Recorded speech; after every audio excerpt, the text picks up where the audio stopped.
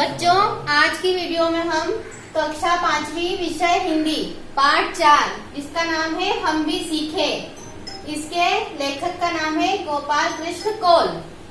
तो बच्चों, इस कविता को जो है त्याग, सेवा और सहयोग की भावना का विकास करने की शिक्षा देती है। ये कविता इस उद्देश्य से कवि ने लिखी है और इस प्रस्तुत कविता के माध्यम से कवि कहता है कि जब प्रकृति ने हमें सदैव हमको बहुत चीजें दी है और हमारी जो है इच्छाएं और जो भी हमारी जरूरतें हैं वो पूरी करी है, आवश्यकताएं पूरी करी है, तो हमें भी ये सीखना चाहिए कि उसको प्रकृति के प्रति कुछ हमारा भी कर्तव्य बनता है कि उसको कुछ देना चाहिए।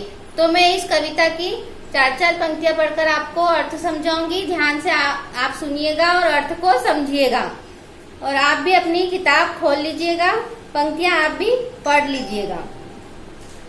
तो देश हमें देता है सब कुछ, हम भी तो कुछ देना सीखे। सूरज हमें रोशनी देता, हवा नया जीवन देती है। भूख मिटाने को हम सबकी धरती पर होती खेती है। तो बच्चों, इसका संदर्भ अपन लिख सकते हैं कि हमारी हिंदी की पाठ्य पुस्तिका में से लिया गया है और इसके लेखक गोपाल कृष्ण कौल है।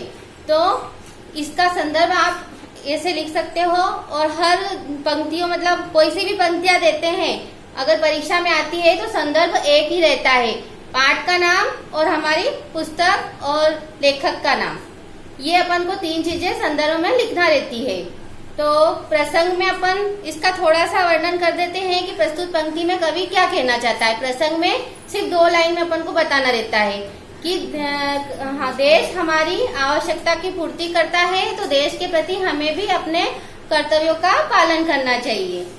तो इसका आप चारों पंक्तियों का अर्थ देख लीजिए बच्चों ध्यान से कि कवि कहता है कि हम जिस भारत देश में रहते हैं वह हमारी सभी आवश्यकताओं की पूर्ति करता है, तो हमारा भी देश के प्रति यह कर्तव्य है कि हम देश के लिए कुछ करें। जिस प्रकार सूरज ने हमें रोशनी दी है, हवा में जीवन देती है और खेती से हम सबको हमारा पेट भरता है, तो हमारा भी कर्तव्य बनता है कि हम भी देश के प्रति कुछ अच्छा काम करें और देश के लिए कुछ दें। अगली पंक्तियां देखो बच्चों।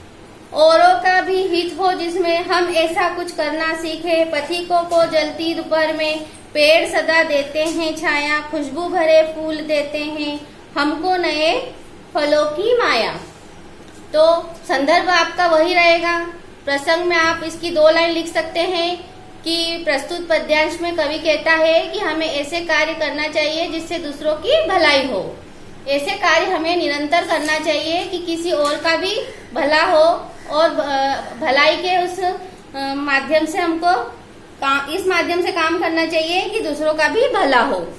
तो अर्थ देखिए बच्चों कि हमें ऐसा काम करें जिससे दूसरों का भी भला हो। जिस प्रकार भरी दोपहर में पेड़ राहगीरों को ठंडी छाया देता है, फूल खुशबू देते हैं और पेड़ हमें फल देते हैं, और जिस प्रकार की वृक्ष हरी भरी छाया में हम पथिकों को राहकों को छाया देते हैं, उसी तरह हमें भी ऐसा कार्य करना चाहिए कि दूसरों को हम सुख दे सके और उनको सहायता कर सके।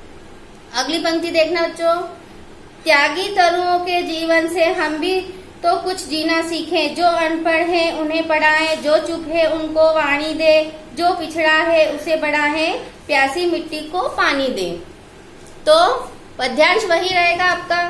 प्रसंग में 2 लाइन में अपन बता सकते हैं कि जो समाज के लिए कल्याण कार्य करना है वो हमें इस पाठ से जो है हमें प्रेरणा मिलती है कि समाज कल्याण का कार्य करना चाहिए। इन पंक्तियों से हमें ये प्रेरणा मिलती है। अर्थ देखिए बच्चों, हमारा यह फर्ज होता है कि जो गरीब लोग और अशिक्षित लोग हैं हम उन्हें शिक्षा दें, और जो लोग किन्हीं कारणों से पिछड़े हुए हैं उन्हें समाज की मुख्य धारा बनाएं, यानी उन्हें आगे लाएं। जो पिछड़े हुए हैं, गरीब हैं, लाने का प्रयास करें कि उनको आगे, और प्यासी मिट्टी को पानी देकर सिंचित करें। हम मेहनत के दीपक जलाकर समाज को रोशन करें। तो आपका ये 4 पाठ पूरा हो गया है। इन कविता की पंक्तियों का मैंने आपको अर्थ बता दिया है। अब आप इसके शब्दार्थ लिख लीजिएगा और मैं आपको जो है इसके प्रश्न उत्तर और जो भी इस पाठ में है रिक्त स्थान सही विकल्प मैं आपको फोटो खींच के दे दूंगी। आप अपना कार्य पूरा कर लीजिए और हम आपके ग्रुप के कक्षा के ग्रुप में चेक करवाते रहिए। काम हमेशा जो है जिस दिन हम वीडियो भेजें उसी दिन आप काम पूरा करके हमको चेक करवाइए।